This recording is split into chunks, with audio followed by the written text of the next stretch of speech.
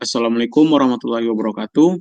Perkenalkan, kami dari Jagoan Software ingin mempresentasikan update final project kami pertemuan 13. Di sana kami akan menjelaskan tentang analisis kebutuhan pengguna dan teknologi yang akan digunakan. Next.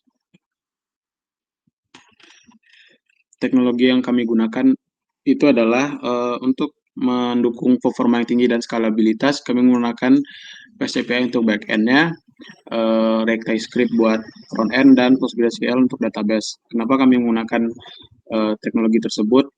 Yang pertama itu modern stack. Kami memanfaatkan ekosistem terbaru untuk mengembangkan pengembangan yang cepat.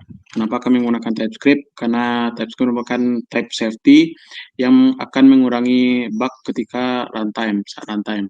Kenapa kami menggunakan Fast API? Karena Fast API sudah mendukung asynchronous support yang akan menangani konkurensi tinggi dan dengan efisien. Dan kami menggunakan Mantid untuk komponen tampilannya. Next. Analisis pengguna. Yang pertama ada role admin. Role admin ini sendiri berfungsi untuk melakukan pengawasan pada keseluruhan sistemnya. Admin ini bertindak sebagai pengelola utama sistem yang memastikan seluruh data master berjalan dengan baik dan konfigurasi berjalan dengan baik. Fungsi utama admin itu yang pertama ada manajemen data sistem, memonitoring global, pengawasan tiket, dan manajemen akses. Selanjutnya akan dijelaskan teman saya Radit. Oke, selanjutnya ada analisis pengguna helpdesk yang berupa tim teknis dan support yang fokus utamanya adalah penyelesaian masalah operasional yang dilaporkan. Adapun eksekutor teknisnya berupa yang pertama ada penanganan tiket, yang kedua respon cepat, penyelesaian masalah, dan juga komunikasi.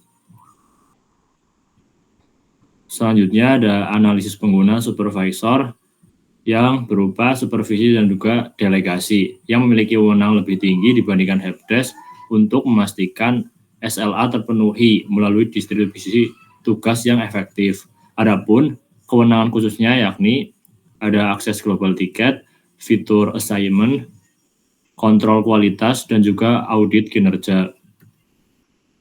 Selanjutnya ada analisis pengguna karyawan yang berupa pelaporan untuk pengaduan baru, tiket baru dengan mudah untuk melaporkan insiden atau request. Yang kedua ada fleksibilitas, yakni mengedit atau membatalkan tiket selama status masih pending. Yang ketiga ada tracking, yakni fitur untuk memantau status penyelesaian tiket secara real time. Dan yang terakhir ada interaksi untuk berdiskusi melalui kolom komentar sehingga masalah sampai selesai atau solve. Oke, selanjutnya akan dilanjutkan oleh rekan saya Tansah. Selanjutnya untuk SRS-nya di keamanan di sini menggunakan secure login form dan juga menggunakan role based access control yang nantinya dapat dilihat lognya melalui audit trail atau log activity. Sedangkan untuk manajemen tiket tersendiri itu sudah pasti ada modul untuk CRUD tiket dan juga ada bagaimana workflow daripada status setiap tiketnya berupa pending, progress, dan juga solve. Dan juga nanti untuk setiap tiket dapat dilakukan filtering dan juga searching. Next. Untuk arsitektur softwarenya di sini menggunakan single page application dari React TypeScript di bagian client side yang nantinya akan mengirimkan request ke API server, Fast API menggunakan Python dan juga database dengan PostgreSQL. Untuk komunikasi setiapnya itu menggunakan JSON Web Token dengan skema RESTful API. Untuk desain infrastrukturnya di sini menggunakan Docker container dan juga server Nginx. Next. Dan untuk ERD sendiri di sini terdapat 8 tabel utama, yaitu tabel user, komentar, kantor, jabatan, log aktivitas, tiket, kategori, dan juga priority.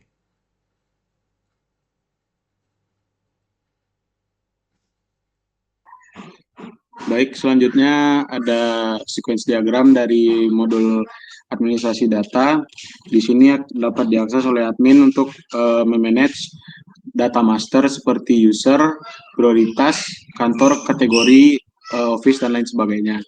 Di sini admin bisa melakukan CRUD atau create, read, update, dan delete. Next.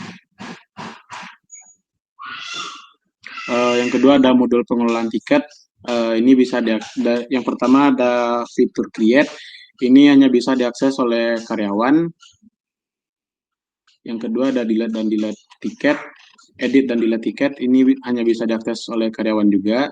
Edit tiket itu bisa diakses oleh semua user yang berkepentingan. Helpdesk assign to me, ini fitur untuk helpdesk agar dia bisa mengambil sebuah tiket yang akan dia kerjakan.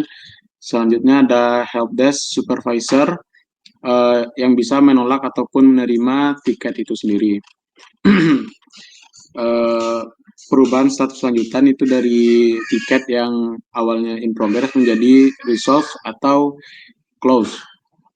Bisa diakses oleh supervisor dan helpdesk juga. Selanjutnya, reassignment hanya bisa diakses oleh supervisor, yang mana dia akan mengganti penugasan kepada helpdesk lain yang lebih berkompeten. Komentar, ini bisa diakses oleh semua role. Selanjutnya ada tampilan mockup UI. Yang pertama ada login, ini bisa diakses oleh semua pengguna. Selanjutnya ada tampilan dashboard dari admin. Next, ini ada tiket yang mana admin bisa menampilkan semua tiket.